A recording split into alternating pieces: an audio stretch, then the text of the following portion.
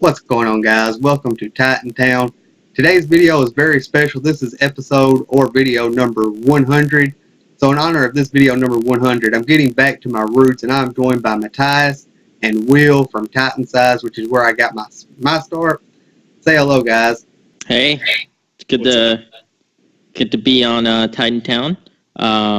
Good to talk to Cody again. It's been a while since you've been on on the TitanSized team, but you always wrote good content, and we're glad to help you out. Hey, I appreciate that. 100. Say it again, Will. I said glad to be on episode 100.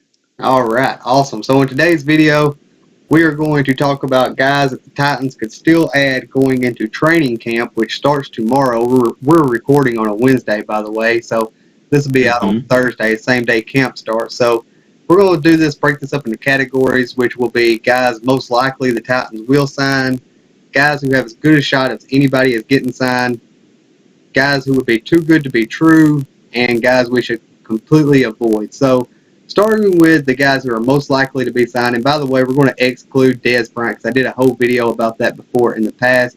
You can find that linked at the end of this video if you want to watch that. So we're going to start out with guys most likely to get signed, and which one of you guys wants to have the floor and give us your guy first? I'll get started. So I'm going to talk about Dez Bryant real quick. No, I'm kidding. So my most likely player to get signed is a receiver still, but it's not Dez Bryant. It's Jeremy Maclin. So the reason I'm picking Maclin is I'm actually kind of surprised he's still available. He's had a couple of injury-riddled seasons in 2016 and 2017. He hasn't really been able to showcase the talent he has in the past. But he's kind of changed as a receiver since he was an up-and-coming star when he was with the Eagles, and in his first season with Kansas City. He was really more of a speedy boundary receiver. And now he's turned into more of a possession slot type of guy, which is exactly what the Titans need, because they're fine at boundary receivers with Corey Davis, Tywan Taylor, Tajay Sharp, and Rashard Matthews. So slot receiver is definitely what they need. And Maclin is very good at that position. He was supposed to be Baltimore's primary slot guy last year, but the problem was Joe Flacco sucks at football, and the entire Baltimore offense was just really bad. And he also struggled with a couple of injuries that didn't help him. But he's still 30. He's still not in the prime, but he still can offer something to your offense. And he could kind of be what Eric Decker was last year. But I think he's more talented than Decker at this point in their respective careers. Yeah, I could see that happening. I mean, really, outside of Rashard Matthews, we don't have any veteran wide receivers, and he would at the very least, come in and bring a veteran presence to that receiving corps. What about you, Will? Yeah, I'm going to go to the defensive side. I like Ladarius Webb. It's weird to talk about a corner or safety or however you want to classify him when you look at our defensive back group. But when you look at the fact that he was with Dean Pease, our new defensive coordinator who's with Baltimore, he was with him for 6 years. And, he kept finding ways to get on the field despite, injuries and other players coming in and then spending first-round draft picks on other players. I think he's a guy who's, really intelligent. He's lost a little bit of his athleticism, which is why they had to move him away from corner. I don't think he's a guy who's going to blow you away with his top-end ability, but he's somebody who already understands the scheme. He'd be able to communicate calls, and he's kind of what they want Dane Cruikshank to be. He's that versatile slash, can probably come in the box and cover tight ends if you need to, or cover a fourth receiver, maybe plays 10, 15 snaps a game.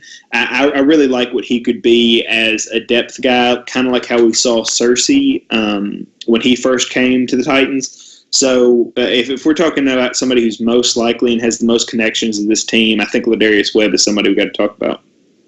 Yeah, he was definitely almost one of mine, and I think we're going to go 3 for 3 with former Ravens. My guy is Elvis Dumervil. He played with the Ravens from 2013 to 2016. All of his years there were with Dean Pease, so he definitely fits the defense. We have with Kevin Dodd getting cut. I can't remember if that happened today or yesterday. The days kind of run together for me. But with Kevin Dye getting cut, Eric Walden not getting re-signed, there is a hole there, a spot left to be filled. Elvis Dumerville could fill that veteran presence that Eric Walden left. He's got 105 career sacks, and last season he went to the San Francisco 49ers, and he wasn't a starter there. He didn't start any of the 16 games that he played in, but he still finished the year with 3 sacks, although he is 34 years old. Bring him in on a one-year deal and just see what you can get out of him. And by the way, guys, I wanted to mention real quick in the description box below, you can find these guys' work. If you just want to look at some Titans content in your quiet time, there's articles down there that they can read. You can read. If you got a long drive you got to go on, they also run a podcast. And they also did an article a while back ago that kind of goes along with this one that I'll have linked in there about why the Titans could and why the Titans should sign Terrell Suggs, excuse me. And next we're going to talk about guys who have as good a shot of anybody as getting signed. So I guess Matthias, you can have the floor again. Yeah, so I guess this one's a little less likely, mostly because they haven't really shown interest in him in the past. But I'm going to talk a little bit about Jonathan Hankins, who I'm just like really surprised that he's still out there, because he's been productive in the past as a two-way nose tackle who can be really good in the run game and can also rush the passer, which is really you really just don't see it in today's NFL anymore. And at 6'3", 320, he's shown to be able to do that in the past. He had a 7-sack season in 2014, 5 sacks over the last 2 seasons, all while being a very good run defender. And he's only 26 years old, so it's just a wonder to me why he's still a free agent. He must have character issues, or coaching staffs just don't like him, because I mean the Colts signed him last year. I don't know if they released him or if they didn't re-sign him. I'm not sure if it was I think it might have been a 1-year deal. Yeah. But he's definitely a player with a lot of talent. And I think he would fit well on the Titans, who kind of need. They've been searching for a nose tackle, it seems, for the last couple of years. They haven't really gotten him. They signed Benny Logan this past year, but he's kind of a one-way player who's really just an adept run defender. And everyone knows I like Austin Johnson, but I don't know if he's a full-time nose tackle. I like him. I like him a lot also in Daquan Jones or Jarrell Casey's positions. So I think adding Hankins would really give. He would probably start from the get-go, and it would just make the Titans' depth at defensive line just all that much better. Yes, and as Tony Romo pointed out last year in the playoff game, the Titans' depth at the defensive line is very thin, especially with Avery Williamson going away in free agency. We need some more run defenders. I know I like Rashaan Evans, but I don't think he's going to be the run defender that Avery is. What do you got, Will?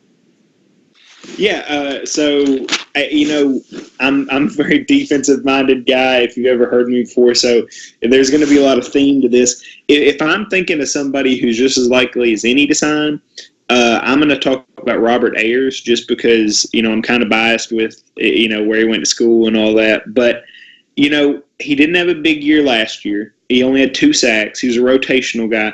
But in 4 of the last 5 years, even if you include that bad year, he's had 5 sacks. He's been a good rotational player, even if he's not somebody you depend on as a starter.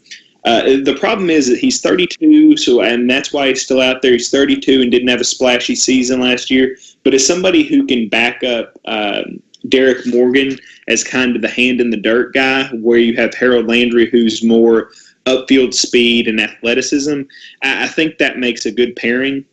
Also, that as much as I love Aaron Wallace and Caraway, there's a good chance that one of those two doesn't make it through camp healthy, just based off what we've seen in the past. So I want them to be on the roster, but there's a good chance that this team's going to need another defensive end. So I think Robert Ayers kind of fills a need and would make a lot of sense, even though he's not really connected. Right, you can never have too many edge rushers, and I'm actually going back to the same position this time around. I'm going to Tamba Hali.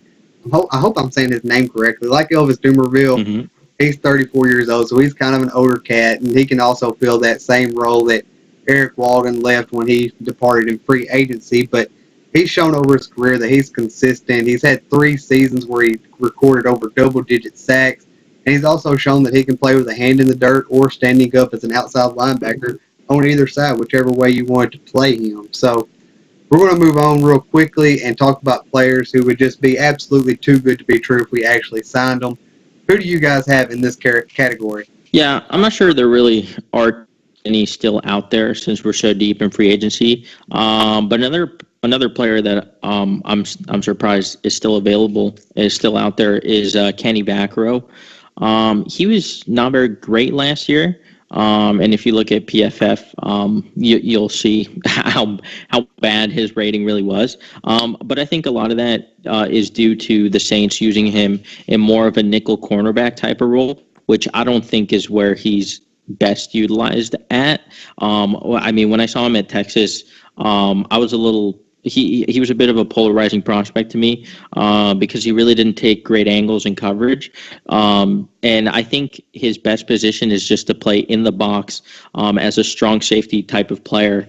And I don't know if the Titans really need a safety. They signed Jonathan Cyprien to a rather large contract last year, but Cyprien was pretty bad last year.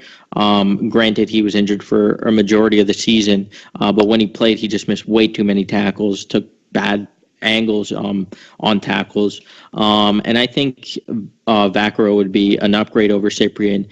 And it gave me a Vaccaro, Kevin Byard safety duo with our top 3 cornerbacks, and I think that's possibly the best secondary in the league.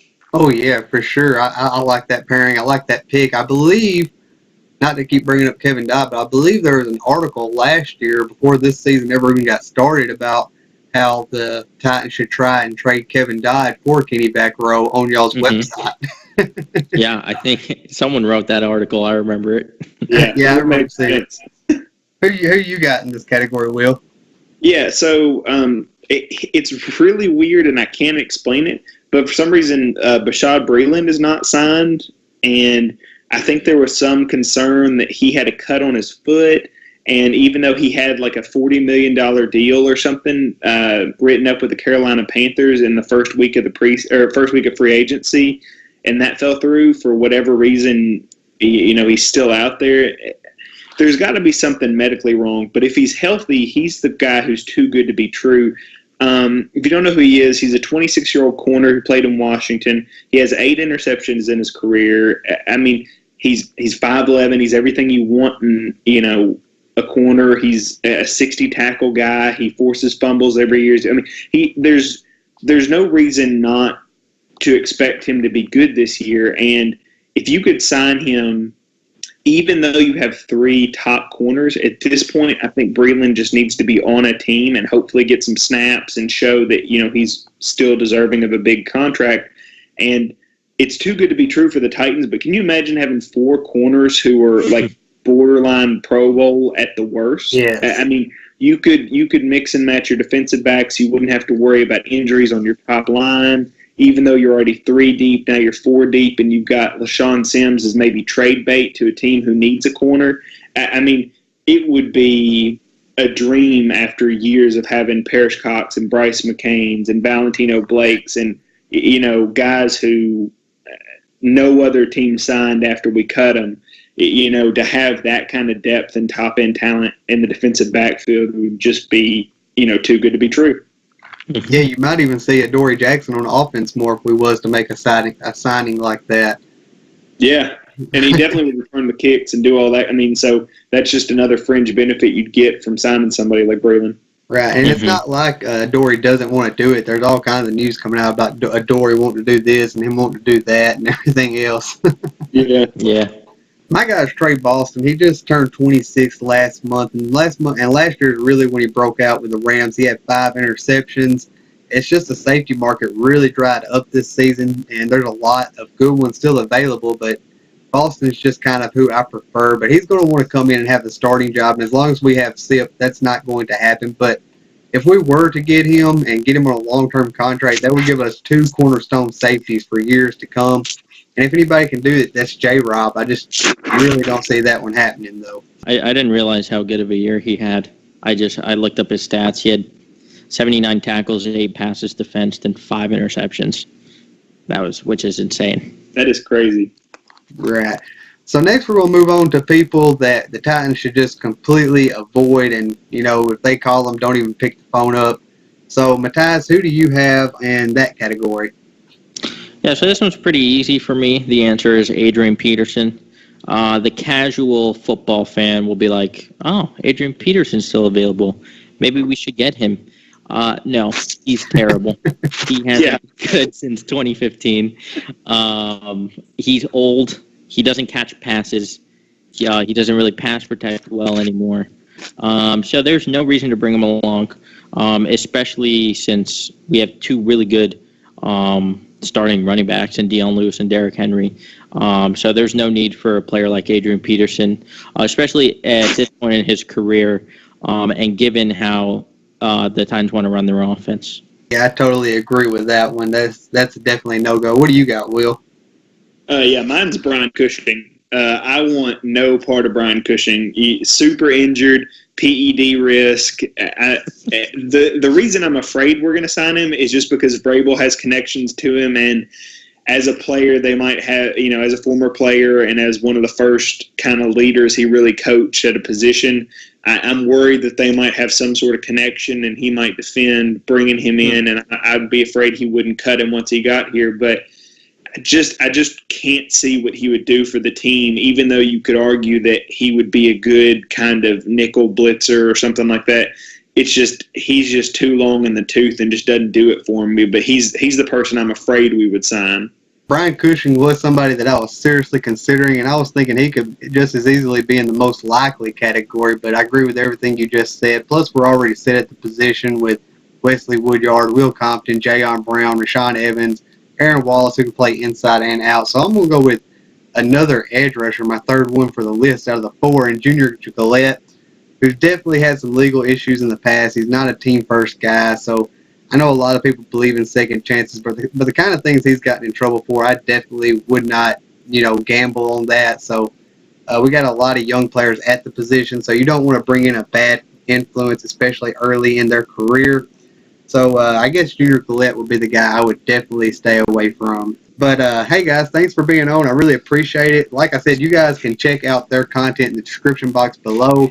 What I do, the way I keep up with it, is I downloaded the Fansided app on my phone, and then I just go follow the Tennessee Titans, and it's all right there. It's all organized, easy to navigate, easy to get through. So definitely check that out. I got one last question for you guys. The Tennessee Titans have a good team this year. The LA Rams have a good team this year. Do we get revenge on them in the Super Bowl come February? That's a good question. I think the Rams, I don't know, because I just... Just really threw you on the spot, huh? Yeah, like, now that you got me thinking about it, that would be like a great revenge game matchup, all that kind of stuff. Like, I think if we played them heads up, we could beat them. Now that we have a defensive coordinator who's not afraid to be aggressive, who would know their playbook. So I mean, if we both make it there, I would put my money on the Titans. I would love that matchup because last year I went to that Titans-Rams game. That was one of my favorite games of the whole season in the league. I thought it was really exciting. It was infuriating because we just let Gurley catch the ball the whole time, but, I mean, whatever. The Dick LeBeau special. Yeah. So you guys would love to see it, but you're not willing to call it. Am I getting that right? That's right. Correct. All right, guys. Thanks for watching. Be sure to check out their content in the description box below. Be sure to subscribe to the channel if you haven't yet. Leave a like on the video. Appreciate you all for watching. God bless, and tighten up.